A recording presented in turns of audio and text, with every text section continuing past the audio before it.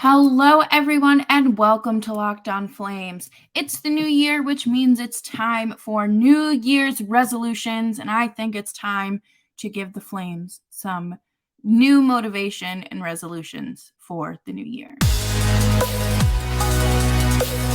You're Locked On Flames, your daily podcast on the Calgary Flames. Part of the Locked On Podcast Network, your team every day.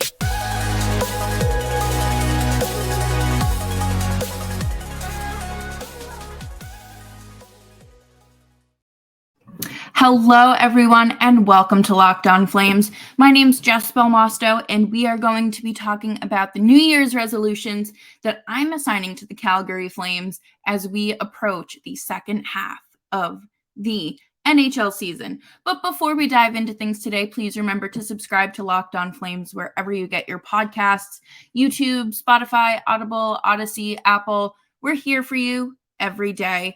And before we do jump into today's episode, I do want to send well wishes to Damar Hamlin, who is the Bills player that had a medical emergency last night. So let's dive into this. I think it's time that we look at this team as a whole and then break down the individualism, because things, you got to look at the bigger picture. And of course, one of the biggest gripes that I have with the team right now is their inability to holding a lead. How many times have we seen this team this year just go from, scoring 3 goals like against the Islanders and then allowing 4 unanswered goals? And it is just incredibly frustrating and something that this team should just stop doing first and foremost, but also getting into a defensive rhythm where you don't have to worry about that, because this team is very capable of stopping goals. We have seen it, and they need to play a tight 60-minute game regardless of who their opponent is. They need to hold it down. 60 minutes is 60 minutes. Just the same way that we clock in for work for an 8-hour day, they're clocking in for those 60 minutes of game time. And of course, there's much more that goes into their career, but that's showtime. That's when they have to just buckle down. And I think that we're hopefully going to see a stronger goaltending performance in the second half of this season, because I think that Jacob Markstrom has found his confidence, and I think that he has found his rhythm. The next thing I want to talk about is special teams. One of the most disappointing things that I have noticed this season is the pure decline in performance on the power play. They are well below the league average, with 25th in the league, and that's rough, with a 19.2 percentage on the power play.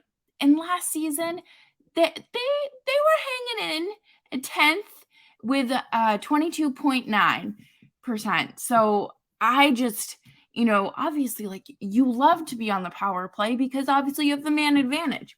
But this team is just not very good at that. They actually play better. They play better on the penalty kill. So being shorthanded, which is kind of ironic, I guess. But, I think that there just really needs to be an emphasis in practice when it comes to the power play. We've seen the power play kind of crap the bed before. It was the preseason against the Canucks, but, this team can go stretches without scoring a power play goal, and that's concerning. And then also earlier in the season, it was kind of like they couldn't buy a 5-on-5 goal, but now they can't find themselves any sort of rhythm on the power play. So again, we're going to have to just take a look at that. And hopefully Darryl Sutter spent his New Year's Eve writing all his resolutions down as a coach and what he wants to work on as a team and as, individual and as a coach himself. But I really wish that this team, that I could just wave a magic wand and be like, this is perfect. This is how it works. I think that, again, tighten up when it comes to taking penalties. Obviously, someone has to make up for Matthew Tkachuk, but we're going to talk about the penalty minutes leaders here in just a moment. But, they're fine on the penalty kill. I think Backlund has had like 2 or 3 shorthanded goals this season, which blows my mind. But I do want to see more of that. I want to see more of the strong penalty kill. I want to see, the penalty kill is so reliant on Tanev. I don't think that necessarily is a bad thing, but Chris Tanev does deal with injuries a lot. So we need to kind of figure out, how do we manage without him? How do we find someone else to kind of quarterback the penalty kill and make up for his absence? And again, my final resolution for the team as a whole, I guess, is putting up more goals. I know that is such wild and unexpected resolution. It's kind of like when you're writing your own resolutions and you're like, spend less money at Starbucks, but then that that's not going to change because you love to go to Starbucks. Or, it's like, get up early and you're not a morning person because you're staying up till 2 a.m. watching the Flames. But regardless, I think that this team needs to find that offensive rhythm, and maybe they'll find it in the second half. They've picked up on goal scoring, which is great, but I want to see a few more high scoring games from them. I want to see them get past the goaltender and kind of pad their own confidence a little bit here. And coming up next, we are going to talk about some player-specific resolutions and goals I would set for them if I was making New Year's, if I were them. First, today's episode is brought to you by Athletic Greens. Our next partner has a product that I use literally every day. I started taking AG1 because I work with a lot of different people and I come in contact with God knows what, and I wanted to bolster my immune system. And I really do enjoy the tropical taste that it adds to my water every morning. It's very simple. All you do is put 1 scoop of AG1 into a glass of water and you have it. It kind of tastes just, I don't know how to describe it, just like fruity and tropical. Athletic Greens costs less than $3 a day, and you're investing in your health, and it's cheaper than your cold brew habit. And I was just talking about spending less money at Starbucks. And AG1 supports better sleep and mental clarity and alertness, and it's one of the best things with AG1. Athletic Greens uses the best of the best products based on the latest science with constant product iterations and third-party testing. So arm your immune system this season. Right now, it's time to reclaim your health and arm that immune system with convenient daily nutrition. It's just 1 scoop in your cup of water every day. That's it. No need for a million different pills and supplements to look out for your health. To make it easy, Athletic Greens is going to give you a free 1-year supply of immune-supporting vitamin D and 5 free travel packs with your first purchase. All you have to do is visit athleticgreens.com/NHL Network. Again, that is athleticgreens.com/NHL Network to take over your health and pick up the ultimate daily nutritional insurance. Thank you all for tuning into Locked On Flames. It is a new year, and I could not be happier to be kicking it off with y'all. You made 2022 a rather great year, and I look forward to seeing what 2023 brings for us. I talked about Matthew Tkachuk and how someone has to pick up the slack in terms of penalty minutes, and Noah Hanifin and Zadorov are wasting no time doing that.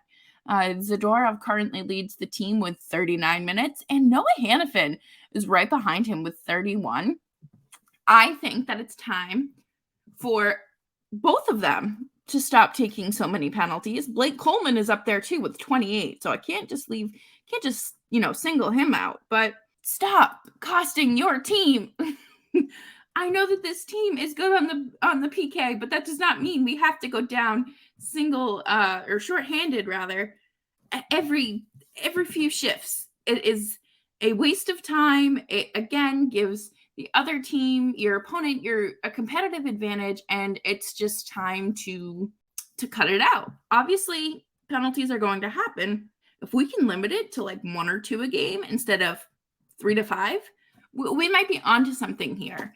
And I just, how many times have we seen Zadorov go to the box and then the other team scores? I would have to look at a log for that and narrow that down. I believe that Stathletes has, they keep track of that. So we'll see.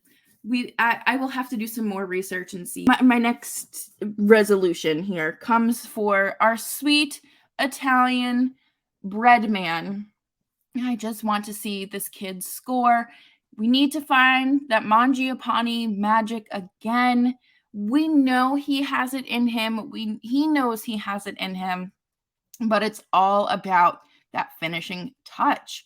How many times, again, have we seen him just go on absolute tears on the road, and then, he'll score a little bit at home, and just this year, it's not the same for him. I think there's been a heavy emphasis on his defensive game, especially with that Coleman and Backlund as line mates, and that there's nothing wrong with that, but this kid can put up close to 40 goals a season. We saw it last year. So let's figure out how to get him going again. And slumps are normal. Slumps are more than normal. This kid's coming off of a huge year last year, and not to make excuses, but, it's hard to follow that up, especially in terms of the roster turnover that this team has had too. And he was kind of bounced around in the beginning when it came to the lines. But Dylan Dubé, he's a quiet fantasy sleeper. I'm telling you, if there's one kid that I've wanted to see succeed on this team, behind Mangiapane, it is absolutely Dylan Dubé. He is a Calgary kid himself, and he is on pace for a career high 45 points. He's found himself a home in the top line with Elias Lindholm and Tyler Toffoli, and I absolutely love that for him. He has 21 points in 38 games, and I just want to see him keep grinding. I am so happy to see the success that he's having. I think that, Darryl Sutter can kind of bring that player to their next level, and it's definitely worked with Dubé. So just keep grinding, kid, and Michael Backlund again was the best player for this Flames team through the postseason run that they had last year, and was absolutely just a force to be reckoned with, especially in that Oilers series. I'm going to be entirely honest. I thought that he was fantastic to watch, and I wanted him on the ice for a full 60 minutes, but obviously that is not possible. This year, he's also been stellar. His two-way ability as, a third-line center this far into his career is still going strong. Last year, Gaudreau and Lindholm were absolutely fantastic two-way players that both kind of made it a case for the Selke. Lindholm did come in second here in terms of voting, but could Backlund maybe pop up on a few people's radars? I know he's not necessarily a flashy player. He, again, is someone who is just grinding his heart out there. He is playing his heart out every single shift, and him and his line mates have this incredible chemistry. And I think why Lindholm got a lot of attention last year was probably because, again, his line mates, but also he was scoring 40 goals as well. And then, of course, he did have Gaudreau, and Gaudreau had a very strong offensive and defensive presence. Backlund has 30 takeaways so far this season. He's averaging about a hit per game, and he's throwing hits. You love to see it. And I just think that we should be taking a serious look at this, because Backlund deserves plenty of credit, the same way that Giordano won the Norris Trophy. And it's time to get the Flames some more recognition on a national level. And I don't want it to be because their best players are leaving in free agency.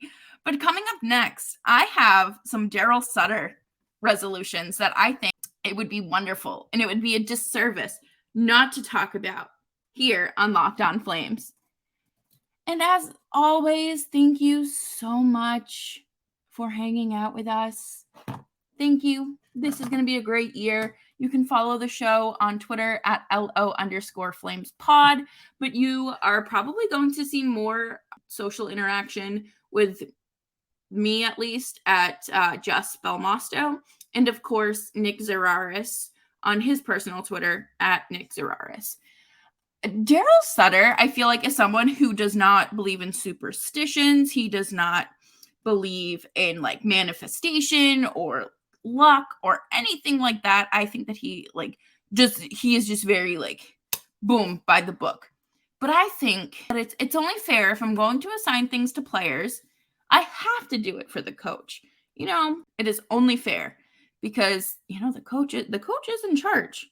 But my first one here is, of course, integrating your AHL players when it's deemed appropriate. And I'm not just talking about your random defenseman that you're slotting in because Chris Tanev needs a day off or, like I mentioned, he's dealing with an injury and still just, again, needs a day off.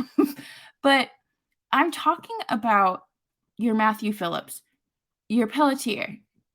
It's just those two.